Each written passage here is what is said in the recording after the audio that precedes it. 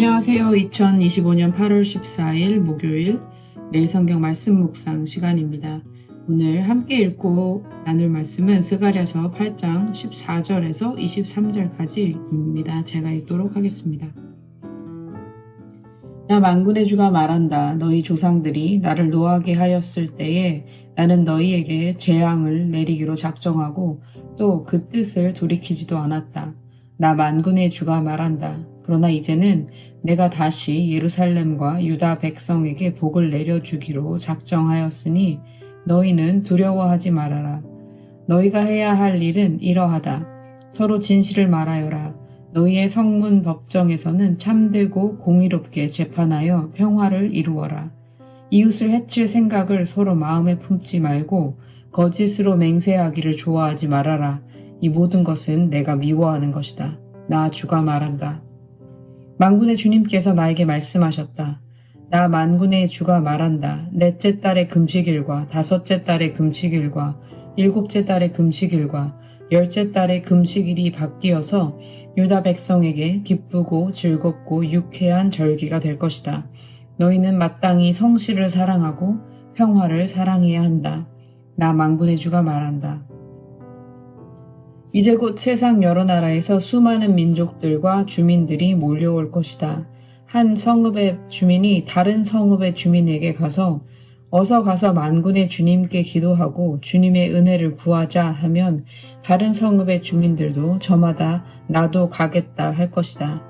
수많은 민족과 강대국이 나 만군의 주에게 기도하여 주의 은혜를 구하려고 예루살렘으로 올 것이다. 나 만군의 주가 말한다. 그때가 되면 말이 다른 이방 사람 10명이 유다 사람 하나의 옷자락을 붙잡고 우리가 너와 함께 가겠다. 하나님이 너희와 함께 계신다는 말을 들었다. 하고 말할 것이다. 아멘. 오늘 묵상할 말씀은 스가랴서 8장 14절에서 23절까지입니다. 스가랴 7장과 8장은 한 가지 질문에서 시작됩니다. 바벨론 포로 시절 유대 사람들은 예루살렘 성전이 무너진 날 등 여러 가지 비극적인 사건들을 기억하며 매년 금식을 했습니다. 그런데 성전이 다시 세워지자 그들은 금식을 계속해야 할지 의문이 들었습니다. 그래서 베델에서 사람들이 찾아와 제사장과 예언자에게 물었습니다. 우리가 지난 여러 해 동안에 해온 그대로 금식을 해야 합니까? 이에 대해 하나님께서는 7장에서 그렇다, 나 아니다 라고 답하시기보다 너희가 진정 나를 생각하며 금식한 적이 있느냐 라고 반문하시면서 문제의 본질로 이끌어 가십니다. 성전이 재건되었다고 혹은 금식을 했다고 해서 그 공동체 안에 진정한 평화, 샬롬이 찾아오는 것이 아니라는 뜻입니다. 이스라엘이 멸망한 것은 금식을 하지 않아서가 아니라 자기 중심적인 삶을 버리지 못하고 하나님의 말씀을 외면하면서 하나님 나라의 가치를 따라 공평과 정의를 실천하지 않았기 때문이었습니다. 결국 그들의 금식은 참된 경건과 정의를 동반하지 않은 공허한 행위였던 것입니다. 포로에서 돌아온 이후에도 그들은 여전히 이 문제의 본질을 깨닫지 못하고 있었던 것입니다. 하지만 8장에 와서는 현재 시온으로 돌아오신 하나님과 미래의 온 세상이 여호와를 찾는 모습을 보여주면서 희망 가득 찬 날들에 대해서 말씀을 하십니다. 14절과 15절에서 하나님께서 이렇게 말씀하십니다. 너희 조상들이 나를 노하게 하였을 때에 나는 너희에게 재앙을 내리기로 작정하고 또 그 뜻을 돌이키지 않았다. 그러나 이제는 내가 다시 예루살렘과 유다 백성에게 복을 내려주기로 작정하였으니 너희는 두려워하지 말아라. 여기서 작정하다라는 단어는 보통 재앙을 선포할 때 쓰여지는 단어였는데 이번에는 복을 주기로 계획하셨다는 뜻으로 사용되었습니다. 하나님께서 재앙에서 은혜로 당신의 계획을 바꾸시고 새로운 시작을 허락하신 것입니다. 그렇다면 새로운 시작을 맞이한 하나님의 백성들은 어떻게 살아가야 할까요? 16절과 17절에서 하나님은 백성에게 두 가지를 하라고 또 다른 두 가지는 하지 말라고 명하십니다. 제가 그 두 절을 읽도록 하겠습니다. 너희가 해야 할 일은 이러하다. 서로 진실을 말하여라. 너희의 성문 법정에서는 참되고 공의롭게 재판하여 평화를 이루어라. 이웃을 해칠 생각을 서로 마음에 품지 말고 거짓으로 맹세하기를 좋아하지 말아라. 이 모든 것은 내가 미워하는 것이다. 하라고 행하신 것은 첫째, 사람마다 이웃에게 진리를 말하는 것이고, 둘째, 성문 법정에서 진실하고 공의롭고 평화로운 재판을 행하는 것이었습니다. 당시 성문 법정은 공동체의 중요한 결정을 내리던 장소였습니다. 즉, 이 말씀은 하나님의 백성들은 공동선을 위해 정의롭고 평화롭게 일을 처리해야 한다는 뜻입니다.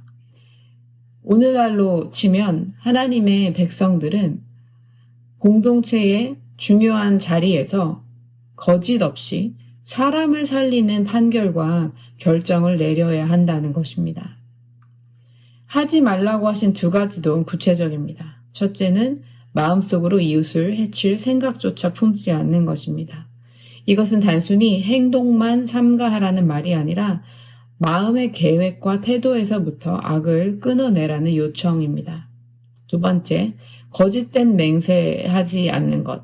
이것은 법정에서 위증하는 행위뿐만 아니라 일상에서 자신의 이익을 위해 진실을 왜곡하고 속이는 모든 태도를 포함한다고 볼 수 있습니다. 하나님의 백성은 그분이 미워하시는 것을 결코 해서는 안 됩니다. 18절과 19절에서는 마침내 하나님께서 베델 사람들이 물었던 금식에 대한 답을 주십니다. 포로 시절의 4번의 금식일, 넷째 달, 다섯째 달, 일곱째 달, 열째 달의 금식은 예루살렘 함락과 포위, 또 파괴와 같은 참혹한 사건들을 기억하는 날들이었습니다. 그런데 하나님께서는 이 금식들을 기쁨과 즐거움의 절기로 바꾸시겠다고 약속하십니다. 예루살렘의 파괴를 기억하던 날들이 이제는 그 회복을 기념하는 날로 변할 것이라는 말씀입니다. 이 회복은 백성으로 하여금 다시 한번 정의와 사랑이 살아서 작동하는 그러한 공동체를 세우게 하시며 또 온 세상에 하나님의 빛을 전하는 통로로 삼으시려는 하나님의 계획을 담고 있습니다.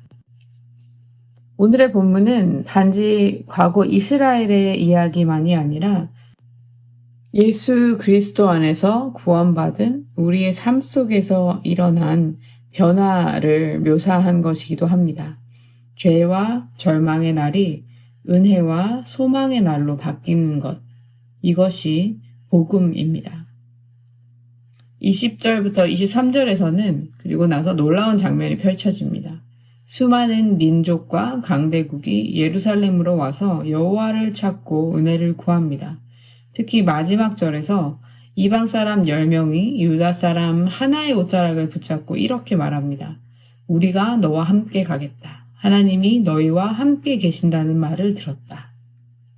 너희와 함께라는 말이 반복되며 사용되었는데 하나님과 함께하는 백성들과 함께하려는 많은 나라, 민족, 열방의 모습이 선명하게 그려집니다.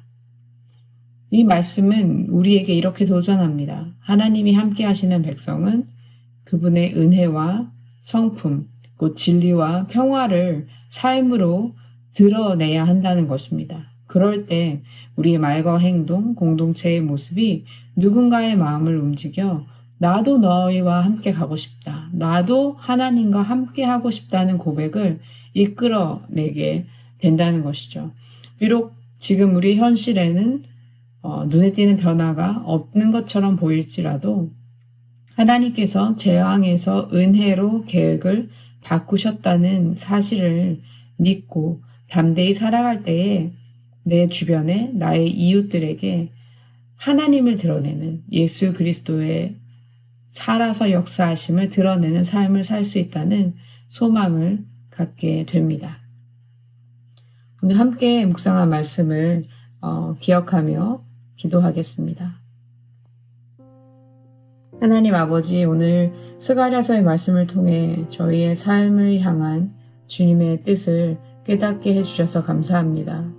과거 이스라엘 백성이 주님의 말씀을 저버리고 공의와 자비를 외면했을 때 주님께서는 재앙을 내리셨지만 당신의 사랑 안에 재앙이 기쁨으로 바뀐 것을 보며 우리 또한 소망을 발견합니다. 주님, 저희의 신앙이 형식적인 종교 행위에만 머무르지 않게 해주시고 삶 속에서 복음으로 인한 본질적인 변화를 경험하게 해주십시오. 저희가 이웃에게 진실을 말하고 우리가 속한 공동체와 사회 안에서 공정하고 평화로운 결정을 내릴 수 있도록 성령님 우리를 이끌어 주십시오.